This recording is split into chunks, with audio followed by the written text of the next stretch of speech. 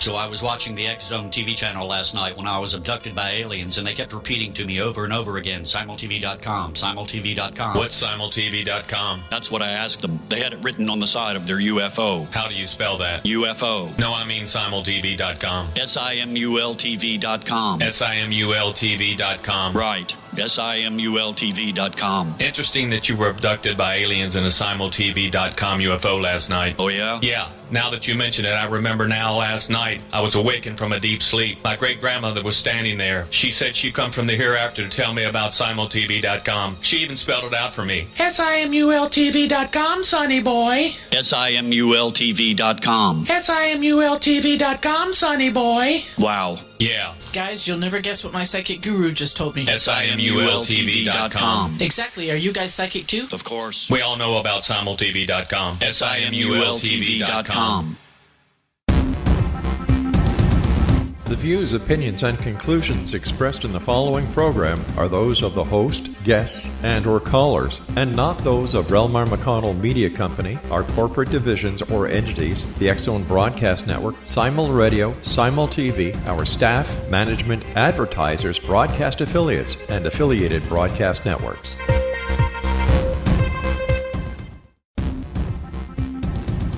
The views, opinions, and conclusions expressed in the following program are those of the host, guests, and/or callers, and not those of rel-mar McConnell Media Company, our corporate divisions or entities, the X-Zone Broadcast Network, Simul Radio, Simul TV, our staff, management, advertisers, broadcast affiliates, and affiliated broadcast networks.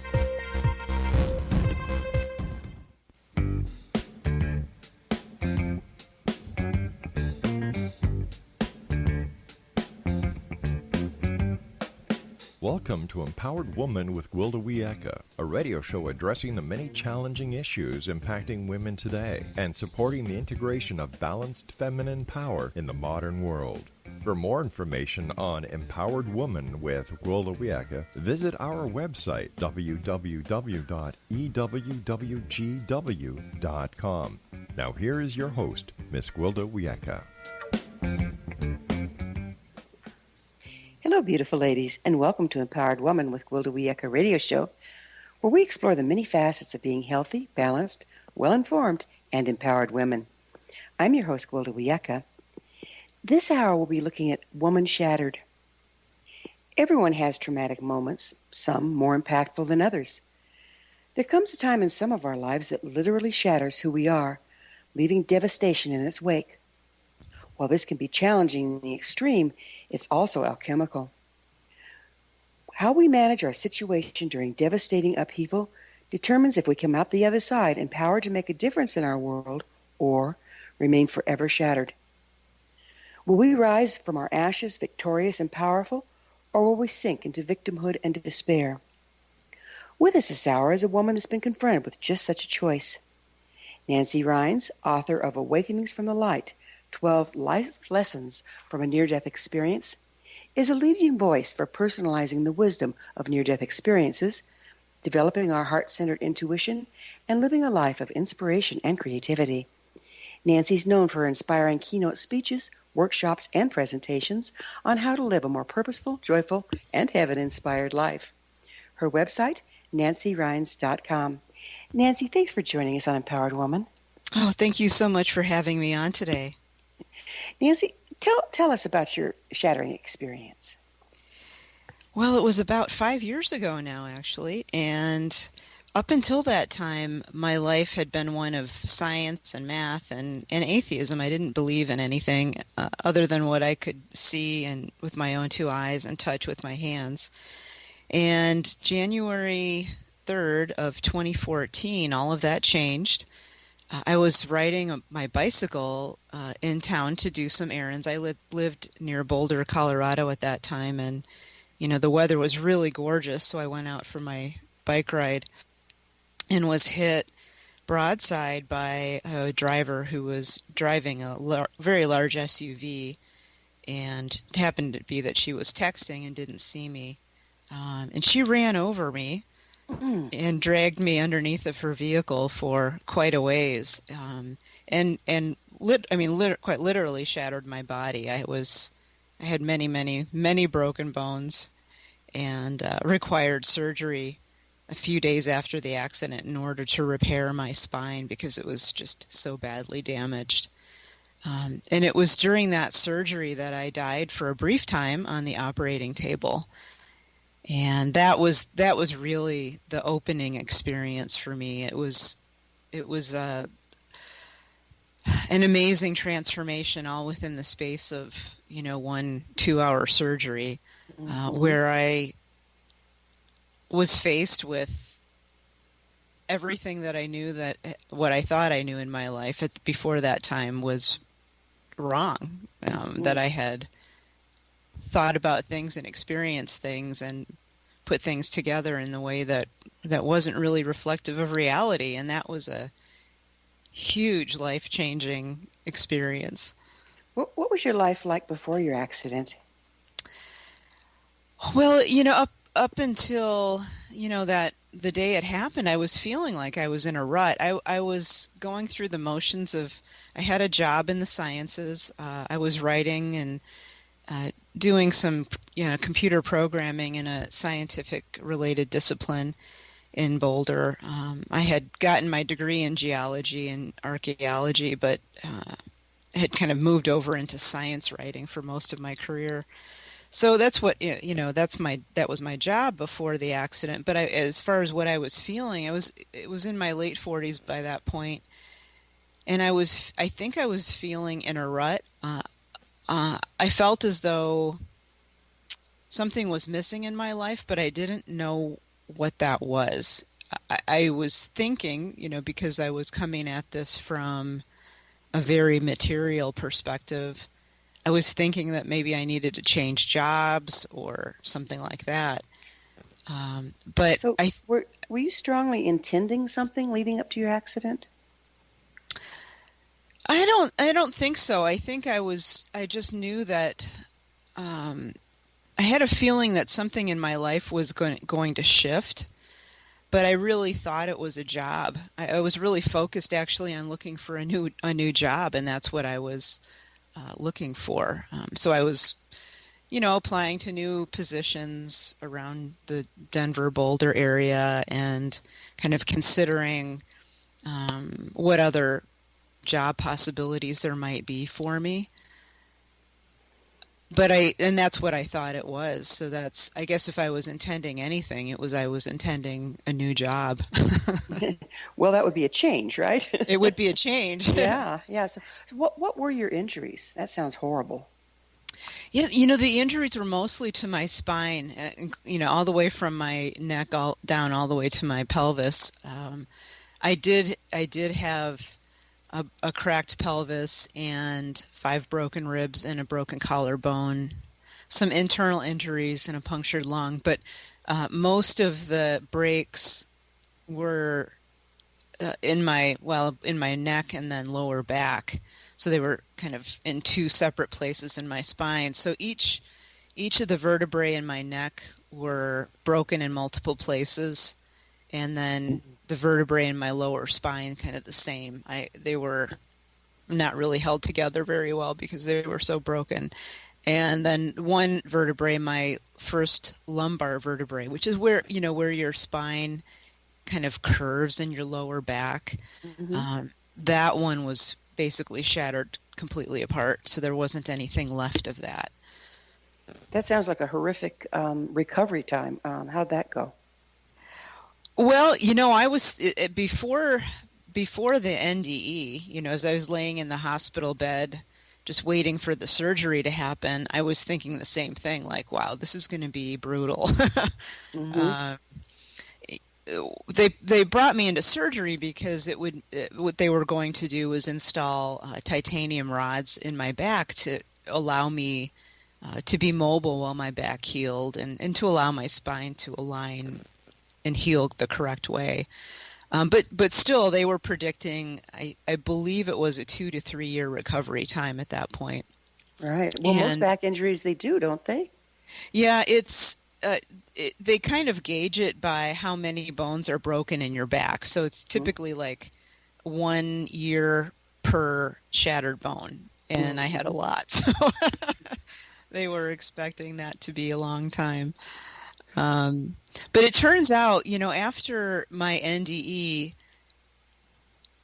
all of my physicians were very surprised because I was out of all of my casts. I healed so fast. I was out of my braces and casts it was like 4.5 weeks after surgery, which was unheard of. They were expecting me to be, in these casts and braces for at least 4 months, if not longer. And it was only 4.5 weeks. What do you attribute that to? Yeah, I've thought a lot about that, and in hindsight, I would say that it was having the NDE itself, the near-death experience, where I was awakened to a different level of consciousness. And I'm not alone in this. Many people who have had an experience similar to an NDE also come away with a time period where their healing accelerates. I'm not the only one. I'm not unique in this. Do you think that's because we're kind of blown out of our beliefs that limit us? I think it is. I think that's part of it. It's that we're, like you said, we're pulled off into being being immersed in a new reality, a new way of thinking, a new way of being, which includes losing our limitations, those limiting beliefs, as you said. We have these, for example, my physician's belief was that it would take, 4 to 5 months in body casts for me to heal. But that's not what I believed once I came back. Once I came back, I remember, came back into my body after the NDE. I remember telling my sister, my body's going to heal very quickly. It's everything else that it's going to take a while for me to adjust to. But I knew that my body would heal very quickly once I came back. Mm. And it is. We can heal very, very quickly. We don't have to be immersed in this, whatever you want to call it, heavenly realm, spiritual realm. It's really a letting go, as you said, letting go of those beliefs that we have about what our body truly is capable of. It's amazing. Well, we're going to have to pick up on this on the other side of a short pause. Nancy and I will be back after this commercial break. You're listening to Empowered Woman with Gwilda Wiyaka Radio Show, EWWGW.com, coming to you through the All Women's Radio Network, www.awrn.net.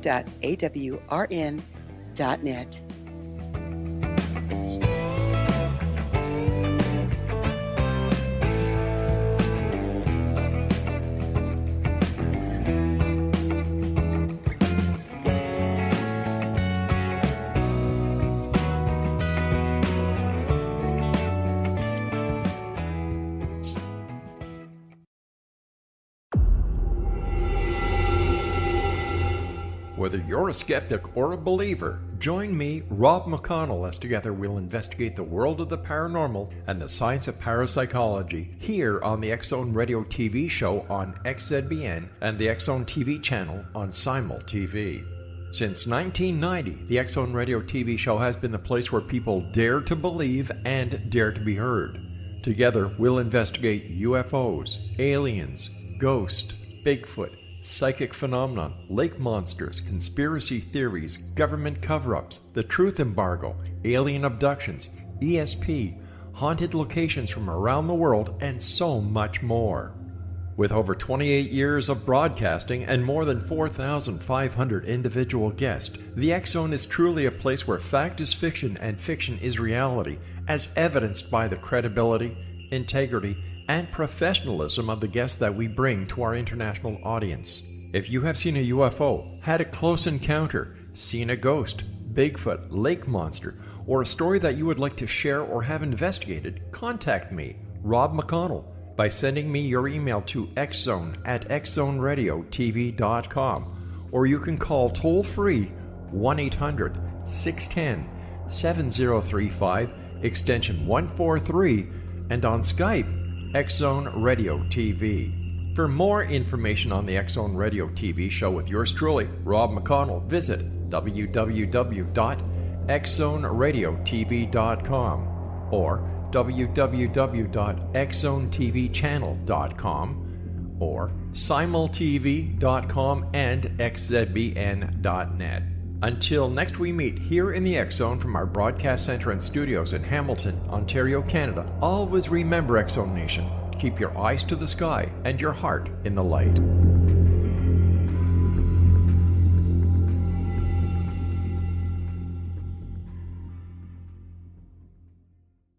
The new nonfiction book, Razor of Madness, is similar to cult movies like Clockwork Orange, Dragon's Tattoo, or The Other Side of Hell. Wayne Morin Jr. and Thomas Lee Howe will expose widespread and systematic deficiencies in this thought-provoking tell-all novel. Mind control rages among scholars in law schools. Human rights are ignored while thought reform and mental manipulation are accepted practices used as behavior modification. Dr. Louis Jolyon West comes to mind. Media and public scrutiny shows that United States mental hospitals are in fact destructive murder industries. Razor of Madness expose novel details this epidemic through an in-depth professional and personal investigation. For decades there has been a revolving door policy that still releases killers and pedophiles back into society. The maestro of mind control continues to haunt America to this very day. Razor of Madness is available in paperback or as a downloadable ebook at Amazon.com.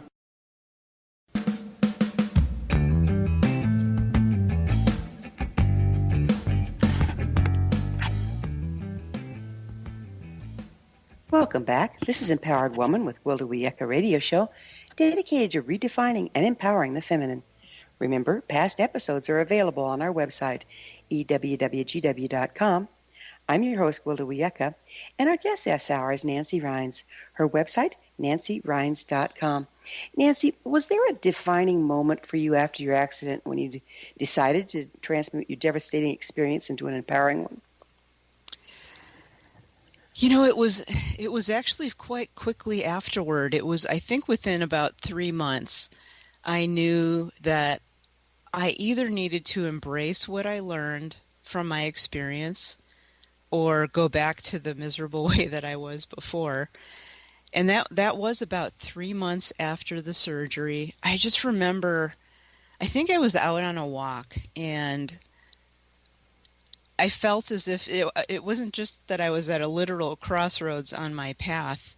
It was that I was at a kind of an existential crossroads in my life. And I could sort of see before me, I could take the path of incorporating all of the stuff that I learned, which would take me on a completely different route from my scientific background that I'd been in for 20 years. I had a feeling that taking this more spiritual approach to life might result in me needing to change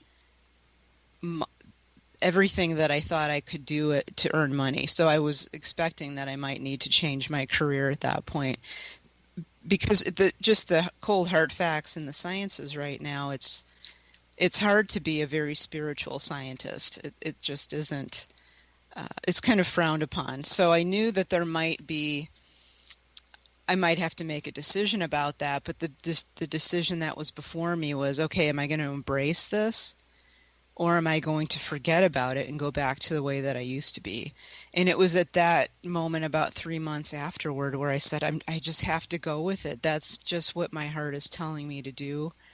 I can't deny what happened anymore. I can't turn my back on it. And that's when I really began to embrace it and to embrace the things that I learned through, not just the NDE, but the recovery process as well. It's a package, isn't it? It is. Yeah. So how did you really go about doing that? Just making up your mind and then following your promptings, or how did that work for you? The first part was making up my mind and being open. For me, it was a process of being open to what was going to come, because instead of me saying, this is the way that I know it's going to be, I had to very slowly allow myself to be comfortable with the unknown. but to continue to go with that feeling of rightness inside, that this path that I was on was the right path. And that was hard for me at first because I was a bit of a control freak, before my accident. And the biggest first lesson that I had to come to grips with was surrendering that tight-fisted control that I had over every aspect of my life, which then allowed, that universal energy, the divine consciousness, to kind of come in and help me work magic on my life. So that was really the first big thing that I needed to do, was really just to let go. And then it was a small process of kind of on a day-to-day basis figuring out what else it was that I needed to shift around in my internal thinking. Mostly it was, learning how to be a spiritual person day in and day out. And for me, that meant, learning how to craft a spiritual practice that would eventually just become my life. At first, I needed to practice spirituality, and then the spirituality just became my life. Well, you mentioned you weren't a religious person before your NED. Was there religion in your background growing up? I was raised as a Catholic, and I really moved away from that probably by my mid to late teens. I stopped going to church, I think, when I was 13 or 14, but definitely by the time I was 17, I considered myself an atheist. So I didn't stay a Catholic for very long as a child. But during your near-death experience, did you rethink that, or did something totally new come from that? It was a new understanding, really. I did have some spiritual guidance during my experience, and I did ask about this whole, human religion thing, and what I was told really made me think over the course of the next couple of years. But what I was told is that all human religions have a core similarity. Or I should say most of them. I don't think all of them do, but the vast majority of them have, some core teachings that are similar, but that none of them really are it, meaning none of them encompass the reality of what the true spiritual realm is. They're just small little mirrors of small pieces of that spiritual realm, and it's the best that we can do as humans to kind of get our hands around what spirituality really is. So for me, what it did, I think, is that it opened up the doors for me to, and it's kind of weird for me to say this now, but to really embrace the truths in all of those religions that have goodness and compassion at their core, and know that they're all part of the same bigger truth. But I don't really, I personally go to services once in a while, but I don't necessarily come out in public and condone any one religion over another, because Understandable. It's all part of the same universal truth. Do you still have physical limitations as a result of your accident? I would, no, not really. The only thing that really didn't heal up the way that I would have liked is before my accident, I was doing some rock climbing, and my collarbone never really healed up correctly so that I can rock climb anymore, but it wasn't that big of a deal. So that's really the only thing for me that's different, is that rock climbing is a little bit painful for my shoulder, but other than that, no, I don't have any limitations. I walk, I run, I bike on trails now. I don't bike on the roads. A little PTSD going there. Yeah. Well, I have a daughter, and I want to be around for her, and I don't want to take that risk again. So it's just, for me, it's good sense. I miss being able to do long rides on the road, but not enough to put myself at risk again like that. I do understand. It's a scary thing. It's just there's just too disparate between a bike and a car, you know. Yeah, exactly. Speeds and who loses when one hits, and yeah. So if you could go back and avoid the experience, would you do so at this point? That's a good question. Knowing what I do now, no, I would not, because it was such a game changer for me. Now, granted, it was super challenging and obviously at first very painful physically, but it caused so much good to happen in my life and in the lives of people around me that I wouldn't trade it. I also, though, wouldn't recommend an experience like that to anyone else as a path to a greater spiritual understanding, because it truly is traumatic. Well, you know, let's give you a little bit of credit. How much does it have to do with your approach to the entire thing that it was transmuted? Well, you know, you're probably right there, because I did have the approach very early. Actually, it was within the first week of the accident. My family, this is kind of an example of that. My family wanted me, I think they wanted me to be really angry with the woman who hit me. And all I could do as I was sitting or laying in my hospital bed was I thought, I really hope that things go well for her and that she gets her life figured out. And I didn't feel bad about it. And I knew right away, maybe because of the spiritual opening, I'm guessing that's what it was. I knew that I could no longer carry anger and resentment and unforgiveness with me and still be healthy, you know, emotionally and spiritually. And for me, that was a big step. I couldn't carry negativity of any kind with me. And that includes, you know, negative or victimizing thoughts about what happened. I knew that if I went into that blame space, that I could easily be there the rest of my life. And I just did not want that to happen. Yeah, it throws us right into victim, doesn't it? Right.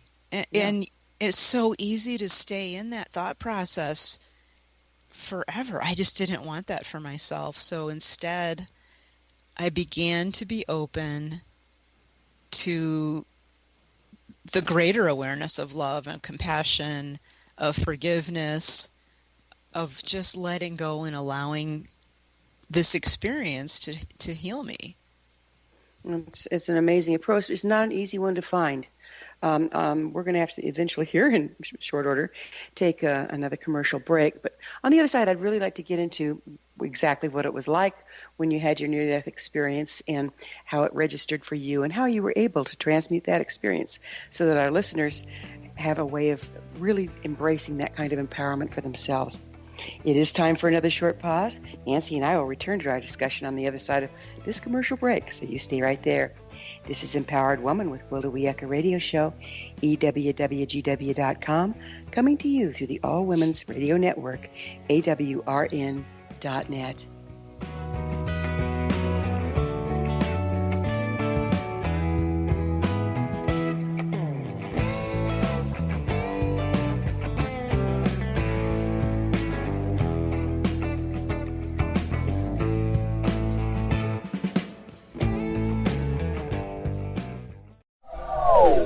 They are here, and they've been here for thousands of years, making their presence known in the shadows. They might be seen by a lonely motorist on a deserted road late at night, or by a frightened and confused husband in the bedroom he is sharing with his wife. But who are they? What do they want? Why are they here? Perhaps most concerning, has the government been aware of their presence all along? The new book by Ellie Marzulli, UFO Disclosure, the 70-year cover-up exposed, delves into the world of UFOs. Can full disclosure be soon? Order now and receive a free hour and 37-minute DVD on the UFO phenomenon. UFOs are real. Get both the book and the DVD, a $40 value, for only $19.99. To order your book and DVD today, go to lamarzulli.net. That's LAMARZULLI.net.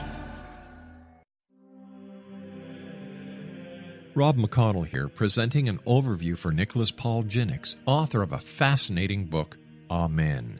It presents facts revealed by Egyptologists, facts that enable us to understand why Amen is the beginning of creation of God. It provides recommendations for religious leaders of the major religions to unify their beliefs and teach the Word of God. Love one another. Amen informs people how mankind conceived God. It was the Egyptians that developed the concepts of a soul, a hereafter, and Son of God. And finally, after the worship of many gods, they conceived the belief in one universal God, the maker of all there is. For more information, visit www.futureofgodamen.com. That's www.futureofgodamen.com.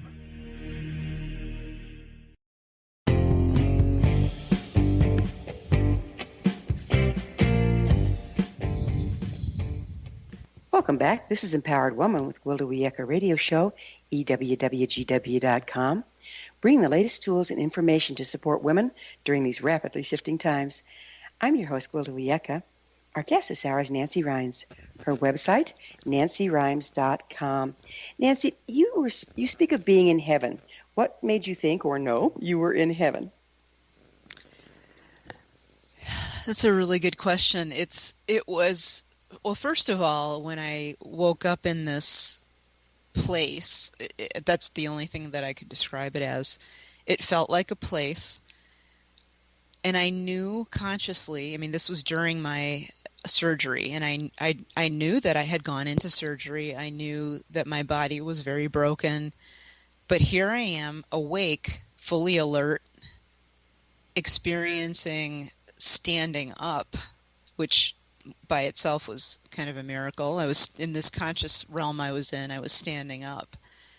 And I could see and feel that things were very different here. There was an energy that was very palpable on many levels. So I could see, it was kind of like everything scintillated with a glittery kind of energy. But I could also see energy coursing through basically everything around me, the trees, the plants, the sky, everything was just moving and alive with this amazing energy. And I was fully conscious, and I remember thinking, this is weird. I don't remember this ever happening before during a surgery. You were like in a natural world kind of setting? For me, it was. It looked, now granted, I've never been to Scotland, but it looks a lot like pictures I've since seen of Scotland. It was rolling hillsides, some trees and meadows around me, but kind of a misty mountains off in the distance. Very, very beautiful and serene and peaceful. There was peace and love felt like physical forces coming through me, kind of like a heat wave almost, but I could feel this energy coursing through me, and I knew it was love. It felt like unconditional love. Do you have any Scottish heritage? I do. I have a few families in my background that are Scottish, but I've never been over there. I've never been able to visit. But one of my friends internet friends who lives over there has sent me some photos of the area around in the Highlands. I don't remember the name of the town, but when I saw those photos, I thought that's what it looked like.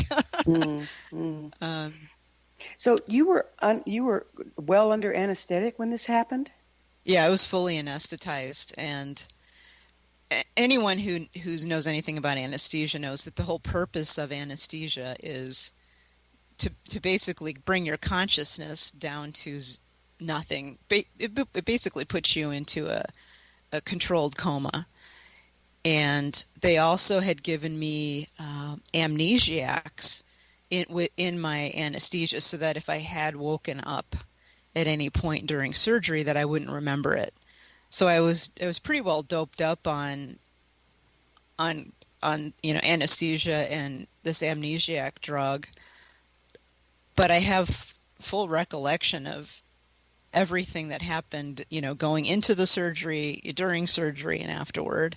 So their drugs didn't work.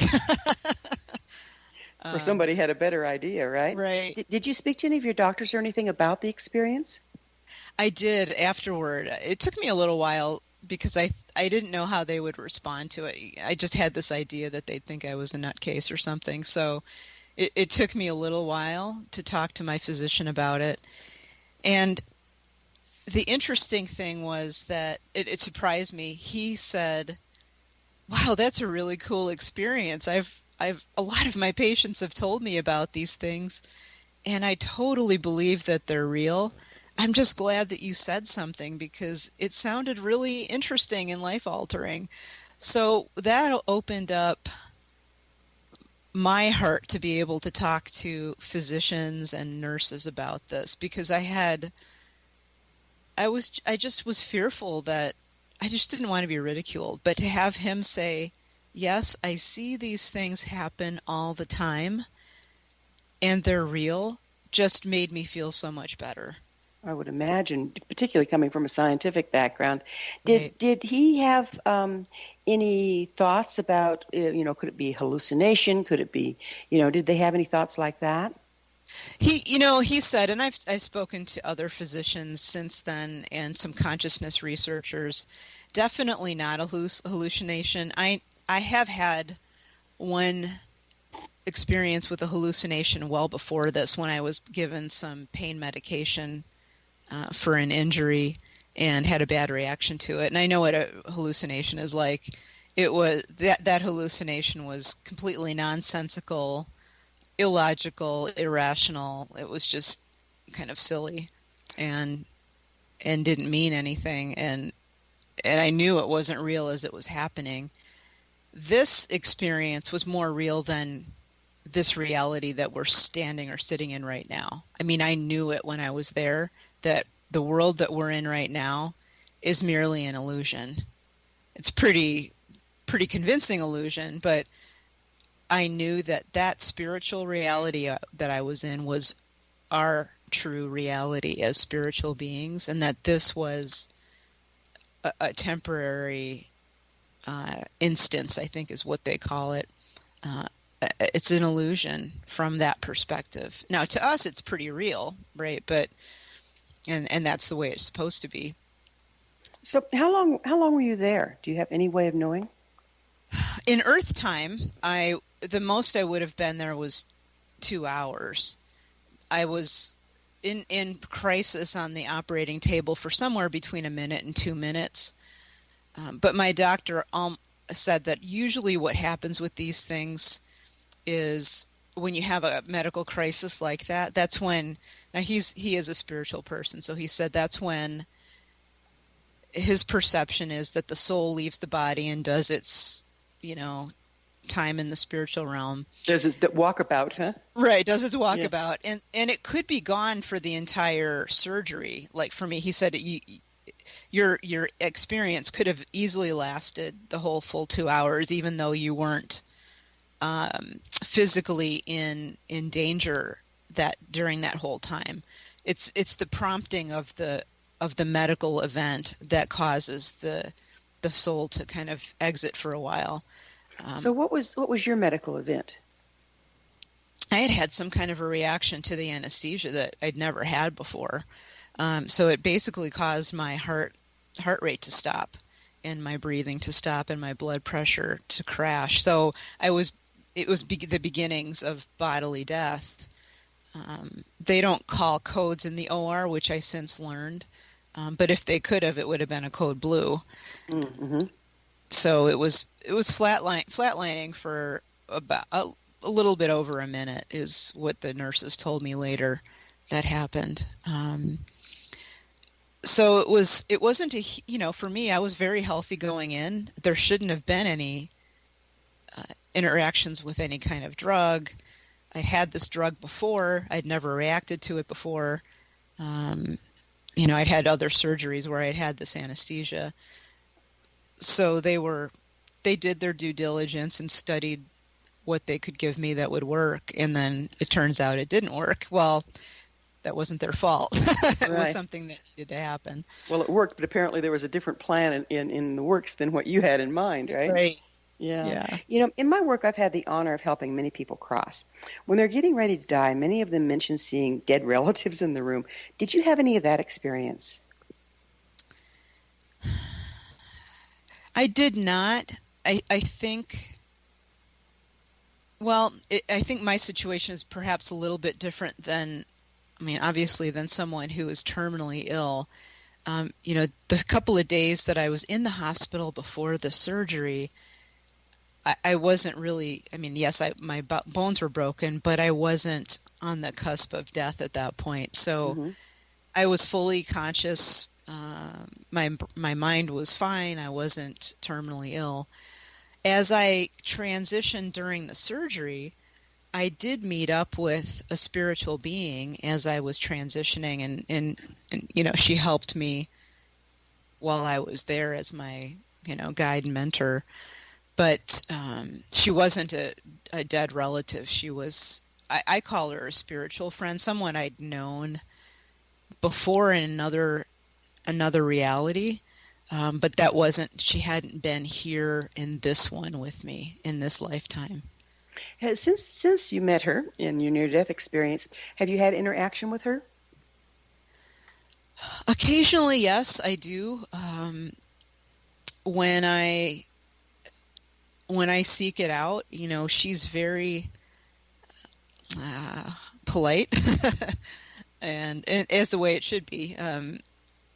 And so when I seek out her guidance, it's there, but it isn't thrust upon me, not unintentionally. Yeah, they're great that way. They require permission. Right, exactly. And if you're, I know that if something was being thrust on me, it wasn't true, it wasn't good, it wasn't pure. Right.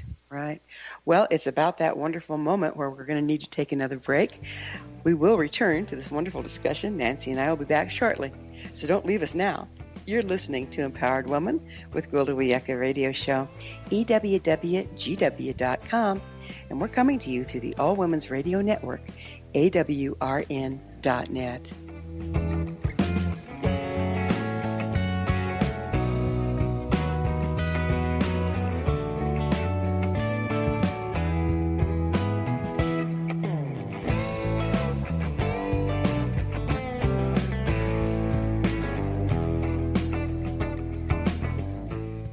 You have heard of the X Zone? Now watch it on Simul TV, plus 500 video games, live TV channels, free video on demand, worldwide, and more. Does this sound like tomorrow's television? Well, it is, but you can have it today, right now. It is Simul TV. Simul TV offers what the others only wish they could provide. 15 exclusive channels like X Zone, sci-fi, and horror. We are worldwide. No other provider offers that. 500 built-in video games. No need to have an extra expensive system. We have them included. Free video on demand. Live streaming events from around the world. Interactive online network, and much more. Tomorrow's TV today. Simul TV. Sound too good to be true? Well, it's not. You can have Simul TV today. Sign up at simultv.com. Do it today. They are here, and they've been here for thousands of years, making their presence known in the shadows. They might be seen by a lonely motorist on a deserted road late at night, or by a frightened and confused husband in the bedroom he is sharing with his wife. But who are they? What do they want? Why are they here? Perhaps most concerning, has the government been aware of their presence all along? The new book by Ellie Marzulli, UFO Disclosure, the 70-year cover-up exposed, delves into the world of UFOs. Can full disclosure be soon? Order now and receive a free hour and 37-minute DVD on the UFO phenomenon. UFOs are real. Get both the book and the DVD, a $40 value, for only $19.99. To order your book and DVD today, go to lamarzulli.net. That's LAMARZULLI.net. So I was watching the X Zone TV channel last night when I was abducted by aliens, and they kept repeating to me over and over again, simultv.com, simultv.com. What's simultv.com? That's what I asked them. They had it written on the side of their UFO. How do you spell that? UFO. No, I mean simultv.com. simultv.com. simultv.com. Right. simultv.com. Interesting that you were abducted by aliens in a simultv.com UFO last night. Oh, yeah? Yeah. Now that you mention it, I remember now last night I was awakened from a deep sleep. My great-grandmother was standing there. She said she come from the hereafter to tell me about simultv.com. She even spelled it out for me. simultv.com, sonny boy. simultv.com. simultv.com, sonny boy. Wow. Yeah. Guys, you'll never guess what my psychic guru just told me. simultv.com. Exactly. Are you guys psychic too? Of course. We all know about simultv.com. simultv.com.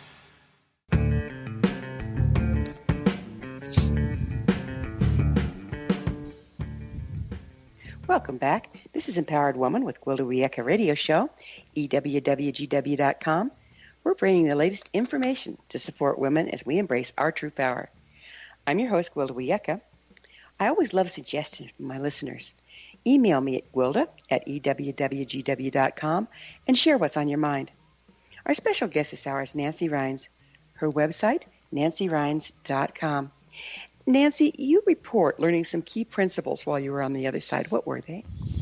Oh, there's so many. I put them into kind of as concise a format as I could, but the most basic one that I learned was the nature of love and the importance of really, truly living love as much as we can on a daily basis, because that forms the connection not only to a romantic partner or to our kids, but to other people in the world around us. So practicing love and compassion and kindness, especially over on my blog, I've been kind of delving into kindness for the last few weeks. So those kinds of things are really important. One of the other core principles that I learned was the incredible power that each one of us has in our lives to change our lives for the better, to help other people change their lives, to be a good influence on the world around us just by living the life that is true and right for us. You know, the power that comes in knowing your truth, embracing your truth, whatever it is, and living it is something that it's so hard to put into words, but it's so big that I one of the things that I wanted to tell your listeners today was just that we are each creative and powerful beings, whether we realize it or not, and in a way that it isn't just for our own lives. You know, each one of us can impact the world. And another that's at the base of all religions, isn't it? Is love. It is. How it beautiful. is. I'm sorry, you're about to go on. Please do.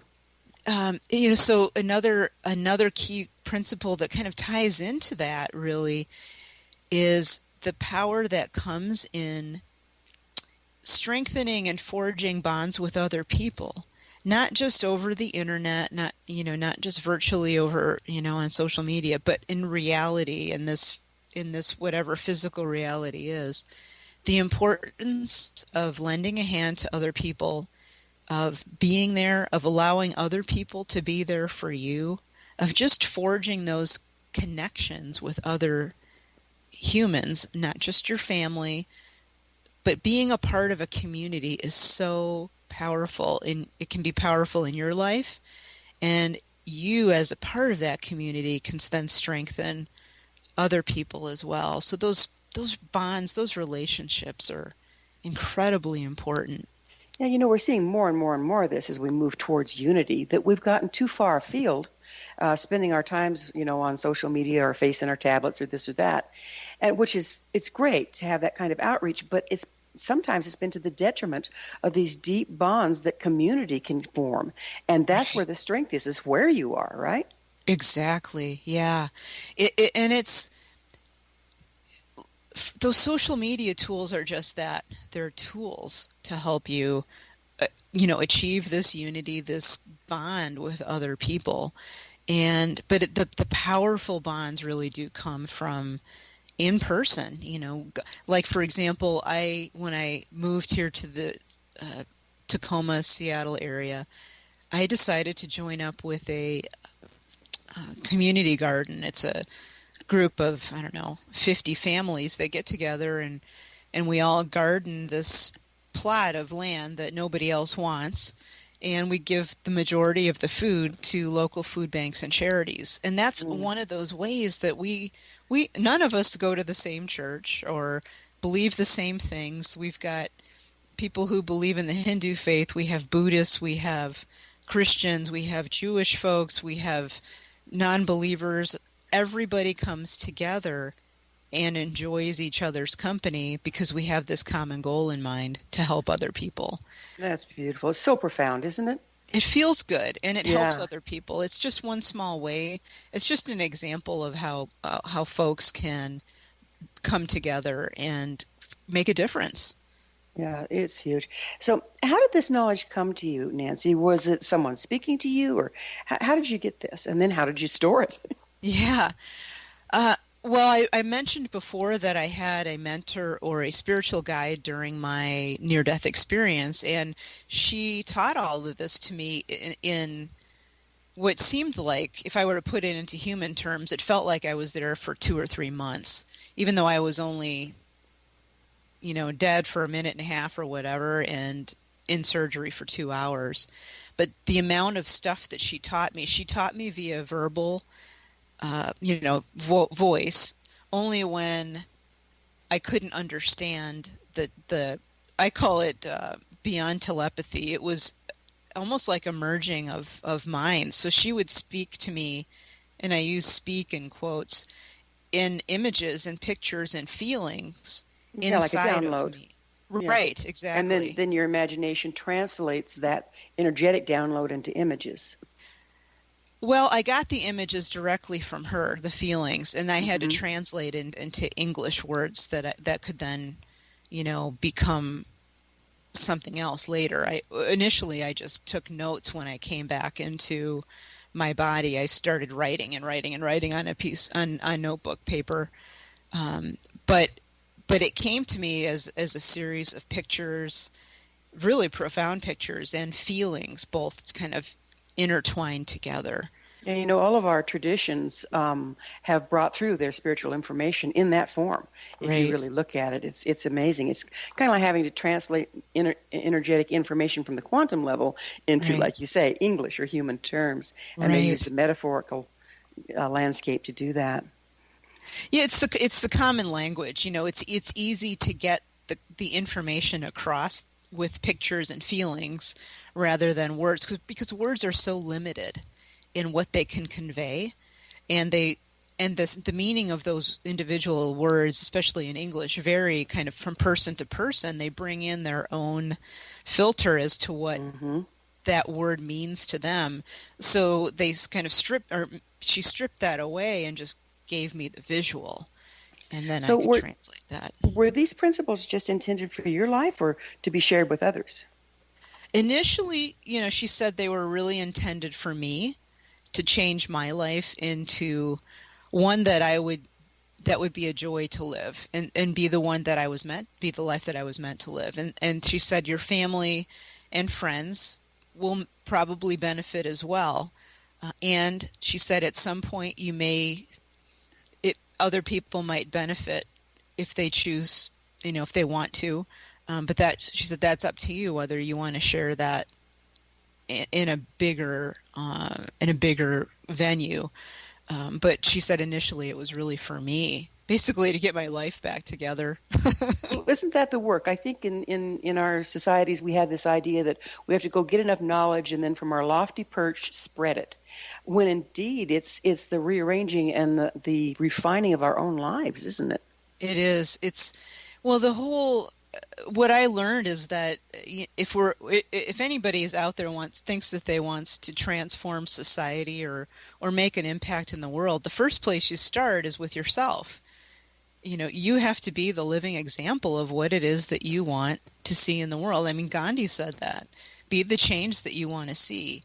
And what I believe he meant by that is you need to truly be that you want to see in the world. And for some people, that's a huge change. You need to really embrace it. Yeah, you have to let go of ego and having already arrived and dig into process, don't you? Right, it does. For me, it came down to, I hate to put it this way, but making the process repeatable on a day-to-day basis so that I got used to and got in the habit of starting my day off in a spiritual way. And that would then translate into the rest of the day and help me start the day off right. Why do you think it's important that these messages were brought to our society at this particular time? The funny thing is that I didn't know that they needed to be. I mean, I can see what it's doing from my reader. So I basically just started sharing this stuff on a little blog at first. And I'm not going to say that it went viral, but it certainly started to reach its way out into the world without me really having to do much. That's what told me that people really wanted to learn about this. And it was less me pushing it out and more other people demanding that they get this information too so that they could learn it. I think we're at a point in the development of the world where we know we're sort of in a growing pains time. We know that things need to shift. Each individual knows, I think, at their heart that things need to change. The change is that we're going to be coming together, I believe, as a world society rather than all these individual, little countries or whatever. That doesn't mean the countries will go away, but our thinking will be altered. Nancy, unfortunately, we've come to the end of our time together. Thank you so much for being on the show and for all you bring. Thank you so much. Our guest this hour has been Nancy Rynes, author of Awakenings from the Light, 12 Life Lessons from a Near-Death Experience. She has a blog, and I'm pretty sure you can access it from her website, nancyrynes.com. Remember to join our email family to stay abreast of all the exciting new things we have coming up at EWWGW.com. While you're there, join the discussion on our blog. This has been Empowered Woman with Will DeWiecka Radio Show, coming to you through the All Women's Radio Network, www.awrn.net. Until next time, dear sisters, stand in your beauty, stand in your truth, and embrace your power. The world needs you and everything you are.